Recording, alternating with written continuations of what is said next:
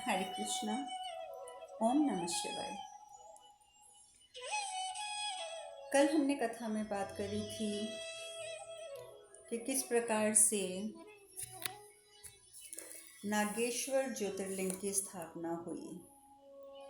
दारुका को अपनी गलती का एहसास हुआ और भगवान शिव के आशीर्वाद से द्वारिका से 25 किलोमीटर की दूरी पर नागेश्वर ज्योतिर्लिंग स्थापित हुआ।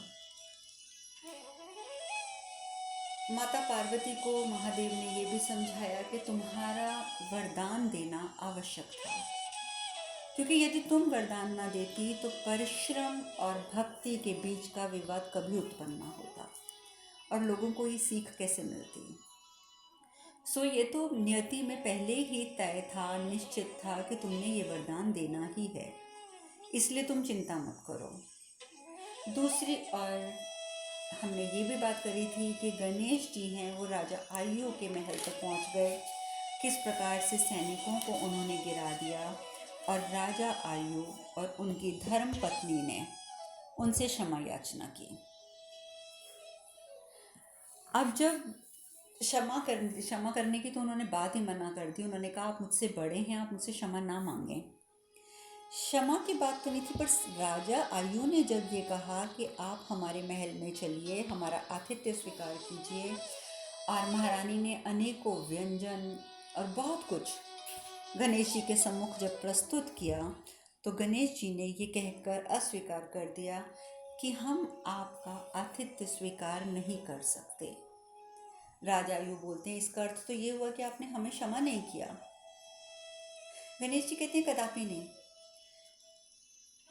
तो फिर महारानी कहती हैं कि अगर कदापि नहीं आप हमें क्षमा कर चुकी हैं तो ये हो सकता है कि आपको ये व्यंजन पसंद ना हो। ठीक है, मैं दूसरे व्यंजन बनवा देती हूँ। गणेश जी कहते हैं नहीं, ये व्यंजन बहुत अच्छे हैं, पर हम आपके घर के व्यंजन क्या, हम तो आपके घर का जल भी ग्रहण नहीं कर सकते, क्योंकि हम कन्या पक्ष वाले हैं। महारानी कहती हैं कन्या पक्ष? मैं समझी नहीं प्रभु, आप ये क्या कह रहे हैं? गणेश जी कहते हैं कि देखिए देवी, मैं अपनी बहन अशोक सुंदरी के विवाह का प्रस्ताव लेकर आया हूँ, तो मैं कन्या पक्ष वाला हुआ ना।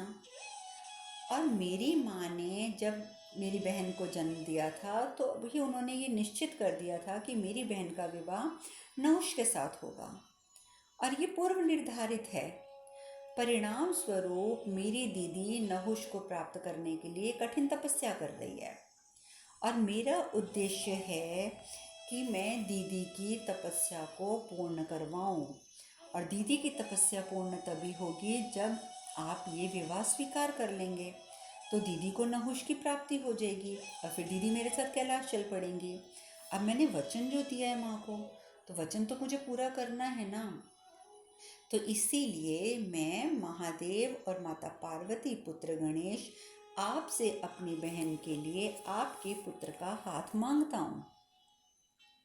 माता पार्वती और महादेव सब देख रहे हैं ऊपर से। माता पार्वती कहती हैं स्वामी, क्या आयु अनुसार गणेश जो ये कर रहे हैं क्या ये उचित है? शिव जी कहते हैं वचन पूरा कर रहा है वो, और क्या कर रहा है? तुम्हें वचन दे के गया है कि वो अशोक सुंदरी को कैलाश वापस लाएगा, सो वो अपने वचन की पूर्ति कर रहा है। शुभता लाने गया है वो, तो शुभता तो लेकर आएगा। पार्वती कहती हैं, माता पार्वती कहती हैं किंतु स्वामी वो तो उम्र का बहुत छोटा है, तो क्या ये बात जो वो कर रहा है ठीक है? तो महादेव कहते हैं तुम चुपचाप बैठो और सुनो और देखो कि वो कर क्या रहा है, वहाँ देखो। तो माता पार्वती देखती हैं कि गणेश जी कहते हैं कि आप लोग चुप क्यों हो गए मेरी बात सुनकर? ओहो, असल में आप लोगों ने दीदी को देखा नहीं है ना, इसीलिए आप लोग कुछ भी कहने से संकोच कर रहे हैं। चलो आपको दीदी के बारे में मैं बताता हूँ। दीदी बहुत सुंदर है, बहुत बुद्धिमान है, बहुत आज्ञाकारी है, बहुत संस्कारी है। माता पार्वती और महादेव के सभी गुण उनमें विराजमान है। खूब तारीफ करते हैं अपनी बहन की। तो महाराज आयु कहते हैं परंतु गणेश जी, हमने अभी तक विवाह का विचार नहीं किया है, अगर आप हमें आज्ञा दें तो हम महारानी के साथ अकेले में चर्चा कर लें। तो गणेश जी कहते हैं हाँ हाँ अवश्य अवश्य, वो आपकी धर्म पत्नी है, आप चर्चा कीजिए। अब क्या होता है कि दोनों चर्चा करते हैं तो कहती हैं कि भी देखो महारानी, हम ये जानते हैं कि हम ये रिश्ता स्वीकार कर ही नहीं सकते, अभी से कैसे स्वीकार कर लें। तो महारानी कहती है परंतु अगर हम मना करेंगे तो उन्हें ये लगेगा कि हम उनका अपमान कर रहे हैं, और हम महादेव के पुत्र का अपमान नहीं कर सकते, तो बहुत सोच समझ कर हमें जवाब देना पड़ेगा। तो आयु महाराज कहते हैं चलिए ठीक है, हम उनसे बात करते हैं। फिर दोनों पति पत्नी आते हैं। आयु महाराज कहते हैं देखिए प्रभु, हमें कोई आपत्ति नहीं है इस विवाह से, हमें कोई आपत्ति नहीं, परंतु हम चाहते हैं कि आप स्वयं एक बार हमारे पुत्र से मिल लें, उसके पश्चात आप निर्णय लीजिएगा, और आप जो भी निर्णय लेंगे हमें वो स्वीकार्य होगा। अब गणेश जी का माथा ठनक जाता है। वो सोचते हैं कि महाराज आयु ने ऐसा क्यों कहा कि हम स्वयं मिल लें, कहीं ऐसा तो नहीं कि राजा राजकुमार नहुष में कोई दोष हो। खैर वो कहते हैं ठीक है, हम उनसे मिल लेते हैं, हम मिलने के बाद आपको अपना निर्णय देंगे। अब कारण क्या था कि नहुष जो थे वो बहुत छोटे बालक थे, अभी उम्र में भी बहुत छोटे से थे। तो जब महादेव कह रही हूँ, जब गणेश जी महाराज की आज्ञा लेकर महाराज के साथ ही नहुष से मिलने जाते हैं तो महाराज आवाज़ लगाते हैं, नहुष पुत्र नहुष आओ। अब गणेश जी के मन में धक धक हो रही होती है कि अब कौन सी कमी निकलेगी नहुष के अंदर, जो मुझे महाराज ने बोला है कि पहले मैं मिल लूँ। पर ये क्या, नहुष जब सामने आते हैं तो इतने सुंदर और परिपूर्ण बालक, कोई कमी उनमें नहीं है, सब मुँह के इतने मीठे। वो कहते हैं ये तो सुनते भी हैं, ये तो बोलते भी हैं, ये तो देखते भी हैं, ये तो दौड़ते भी हैं, इनमें तो कोई कमी नहीं है। फिर महाराज ने हमें क्यों कहा था कि मिलें, इनसे मिल लीजिए पहले। फिर गणेश जी के मन में विचार आता है कि शायद नहुष उम्र में बहुत छोटे से हैं, इसीलिए महाराज घबरा गए हैं। तो जैसे ही नहुष आते हैं तो वो कहते हैं अरे आप तो बहुत विचित्र बालक हैं, और मुझे विचित्र बालक बहुत अच्छे लगते हैं, क्या आप मुझसे मित्रता करेंगे। तो गणेश जी कहते हैं अवश्य अवश्य। अब वो दोनों बहुत अच्छे मित्र बन जाते हैं। नहुष कहते हैं कि आपका जो स्वरूप है ना मुझे बहुत अच्छा लगा, आपका कम से कम नाक और कान वो तो मुझे बहुत ही अच्छे लगे। आपका नाक कितना बड़ा है, आप तो दूर से ही सब कुछ सुन लेते होंगे, आपके कान कितने अच्छे हैं, आप तो दूर दूर से सारी ध्वनियाँ सुन लेते होंगे। तो गणेश जी कहते हैं तो आप क्यों सोच रहे हो नहुष अब ये सब बातें, अब तो हम मित्र बन गए हैं ना, अब तो जो कुछ मेरा है वो तुम्हारा है, अब तो मैं तुम्हारे साथ हमेशा रहूँगा, और मेरी जो जो विशेषताएं हैं उन सबका लाभ तुम भी उठा सकते हो। तो नहुष भी बहुत खुश होता है। तो अब गणेश जी कहते हैं महाराज हमें आपके पुत्र बहुत अच्छे लगे हैं, तो हमारी ओर से तो पूर्ण स्वीकृति है। तो महाराज कहते हैं परंतु गणेश जी हम आपको यही तो समझाना चाह रहे हैं कि ये तो अभी बालक हैं, इनकी आयु बहुत कम है। तो गणेश जी कहते हैं तो क्या हुआ, तो आप विवाह मत कीजिए, आप विवाह ना कीजिए, पर विवाह का वचन तो दे सकते हैं ना। वचन देने से क्या होता है, आप एक बार निश्चित कर दीजिए कि राजा राजकुमार आयुष का विवाह हमारी बहन से होगा। और वैसे एक बात बोलूँ मैं आपको महाराज, विवाह जो होता है ना वो आयु से नहीं होता है, ये तो आत्मा का बंधन होता है, आत्मा का आत्मा से। राजन कहते हैं मैं आपकी बात से सहमत हूँ कि यह आत्मा का बंधन होता है, किंतु प्रभु इस सृष्टि में इस समाज में एक नियम है, और इस उम्र में विवाह तो नियम के विरुद्ध है, तो आपकी बहन को भी प्रतीक्षा करनी होगी। तो गणेश जी कहते हैं हमें कोई आपत्ति नहीं है, कोई आपत्ति नहीं है, किंतु भविष्य में ये विवाह होगा ये तो आप निर्धारित कर सकते हैं ना, ये तो अभी आप निर्धारित कर सकते हैं, आप ये निर्धारित कर दीजिए। मैं अभी नहुष को लेकर अपनी दीदी के पास जाऊंगा, नहुष को मिलवाऊंगा अपनी दीदी से, तभी तो मेरी दीदी की तपस्या टूटेगी। और अभी वो विवाह नहीं करेंगे, कोई बात नहीं, अभी हम विवाह तय कर देंगे ताकि दीदी आश्वस्त हो जाएं और मेरे साथ कैलाश चलें। तो नहुष होते हैं वो बहुत अच्छे होते हैं। नहुष कहते हैं ठीक है मित्र, मुझे तुम्हारी दीदी के साथ विवाह स्वीकार है, मुझे कोई आपत्ति नहीं है, मैंने तुम्हें देख लिया तो तुम्हारी दीदी के साथ विवाह स्वीकार है मुझे। गणेश जी बहुत प्रसन्न होते हैं बात सुन के। राजा आयु कहते हैं कि प्रभु अति शीघ्र हम आपकी बहन से मिलने चलेंगे। अब नहुष जो हैं वो और राजा रानी सब लोग वन में पहुंचते हैं अशोक सुंदरी से मिलने के लिए, और अशोक सुंदरी अभी भी तपस्या में लीन है। तो नहुष जो हैं वो सबसे पहले नहुष आ गया के आवाज़ लगाते हैं, अशोक सुंदरी मैं नहुष मैं तुमसे मिलने आया हूँ। और सभी अशोक सुंदरी आंखें खोलती हैं तो सभी सामने खड़े होते हैं। अब जब सामने खड़े होते हैं, सब देख के हैरान हो जाते हैं। तो अशोक सुंदरी कहती हैं, आप आप नहुष हैं? तो कहते हैं हाँ मैं नहुष हूँ। तो अशोक सुंदरी कहती है, परंतु अभी तो हम विवाह के योग्य नहीं हैं, तो आप यहाँ क्यों आए हैं? अभी तो आप भी बालक हैं, अभी हमारी भी आयु इतनी कम है, तो अभी तो हम विवाह के योग्य नहीं हैं। तो राजा आयुष बोलते हैं, अशोक सुंदरी मैं महाराज आयुष हूँ और ये नहुष की माता हैं, हमसे भी मिलो। हमें ये ज्ञात है कि आप दोनों अभी विवाह के योग्य नहीं हैं, हमें ज्ञात है। हम जानते हैं कि आप दोनों अभी बालक हैं, लेकिन हम सुनिश्चित कर देना चाहते हैं कि जैसे ही आप दोनों की आयु विवाह योग्य होगी तो आपका विवाह नहुष के साथ ही होगा।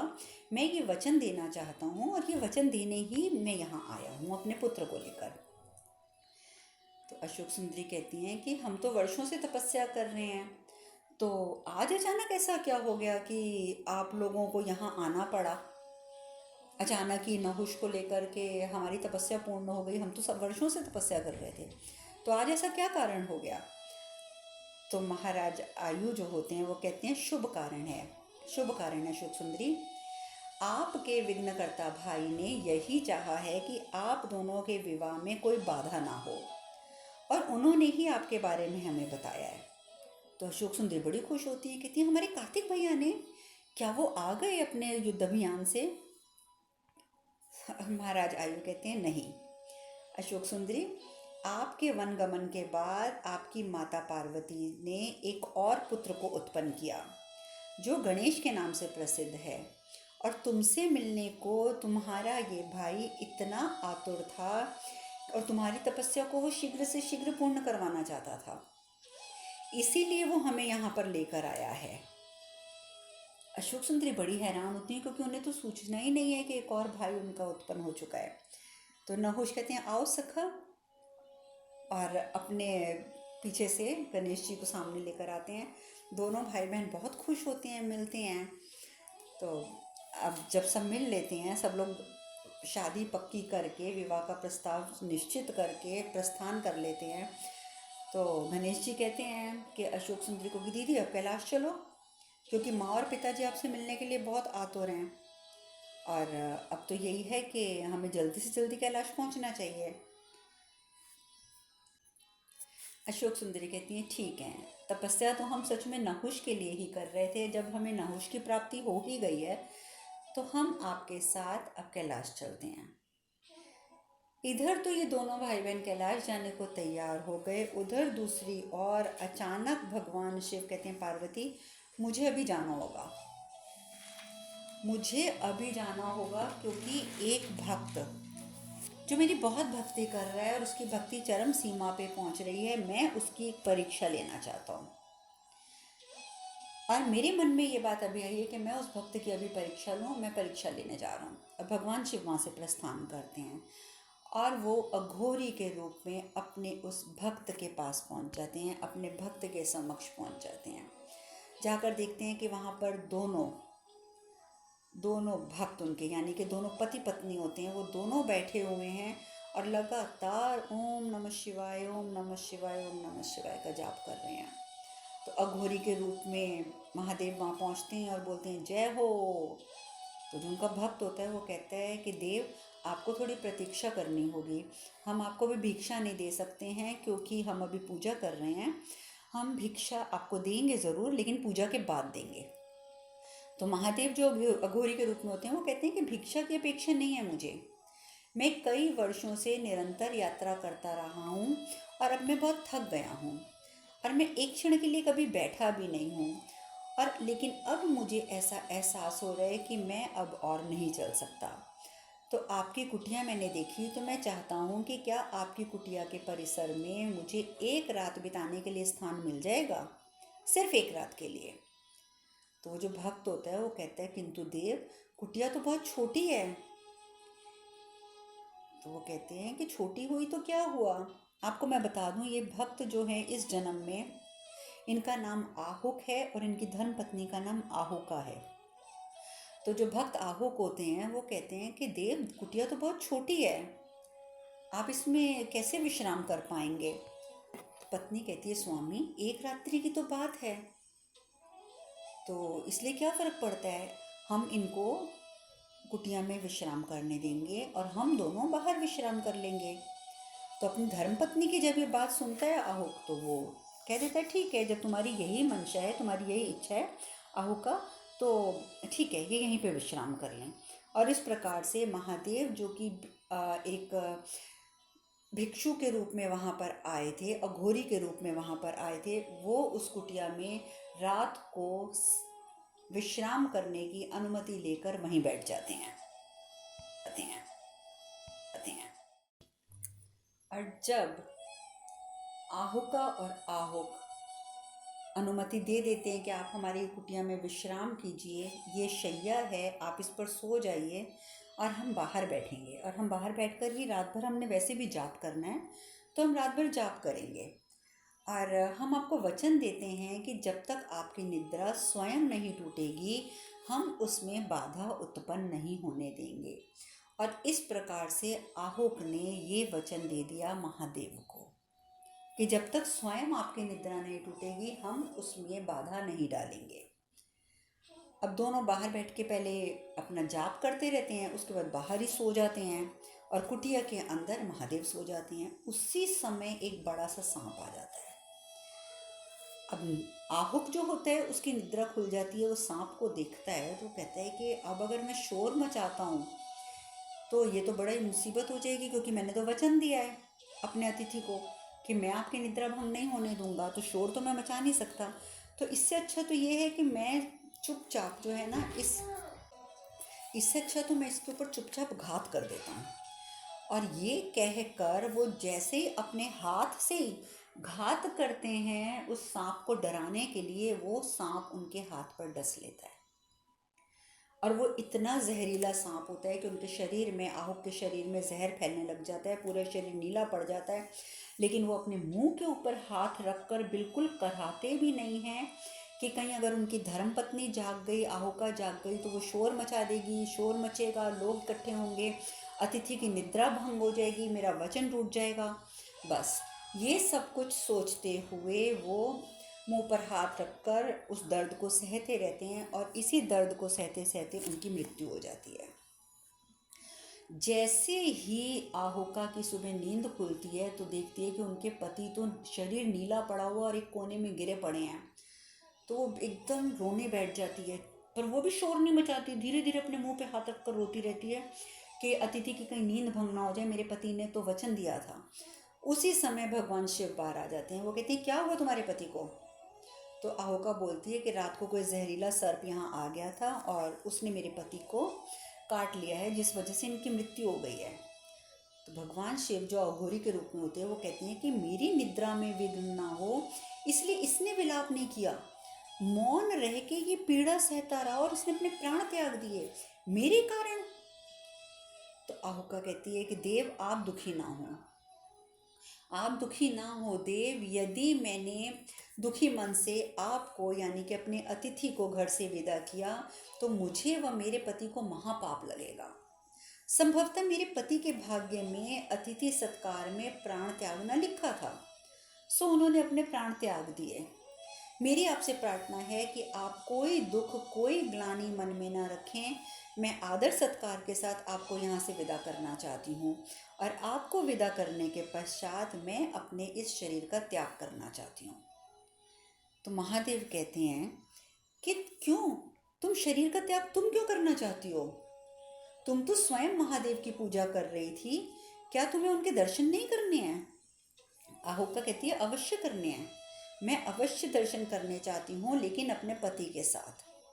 इसलिए अगले जन्म में अपने पति को पुनः प्राप्त करके मैं महादेव की पूजा अर्चना पुनः करूँगी, और फिर हम एक साथ महादेव के दर्शन करेंगे।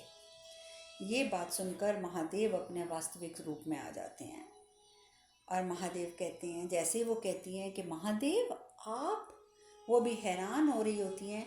तो वो पीछे मुड़कर क्या देखती हैं कि आहुक जो होते हैं वो भी जीवित हैं, वो भी जीवित हो जाते हैं। महादेव कहते हैं कि मैं तो परीक्षा लेने आया था, मैं तो ये देख रहा था कि कहीं तुम भक्ति में इतने ज़्यादा लीन हो गए हो, तो कहीं भक्ति में लीन होकर तुम आतिथ्य और शिष्टाचार से दूर तो नहीं हो गए। कई लोग ऐसा करते हैं ना, अपने आप को भक्ति में इतना लीन कर देते हैं कि बाकी चीज़ों से दूर हो जाते हैं। तो महादेव कहते हैं, महादेव ने अभी पीछे भी हमें समझाया कि किस प्रकार से भक्ति और परिश्रम को संतुलित लेकर रख कर चलना चाहिए। तो यहाँ महादेव हमें ये बताने आए हैं कि भक्ति का अर्थ ये नहीं है कि आप आतिथ्य सत्कार और शिष्टाचार से दूर हो जाएं। तो महादेव कहते हैं, मैं तो यही देखने आया था कि भक्ति की वजह से आप लोग आतिथ्य और शिष्टाचार से कहीं दूर तो नहीं हो गए हो, किंतु तुमने जो उदाहरण प्रस्तुत किया है मैं उससे बहुत प्रसन्न हूँ। तुमने सिद्ध कर दिया है कि अतिथि जो होते हैं वो देवता समान होते हैं।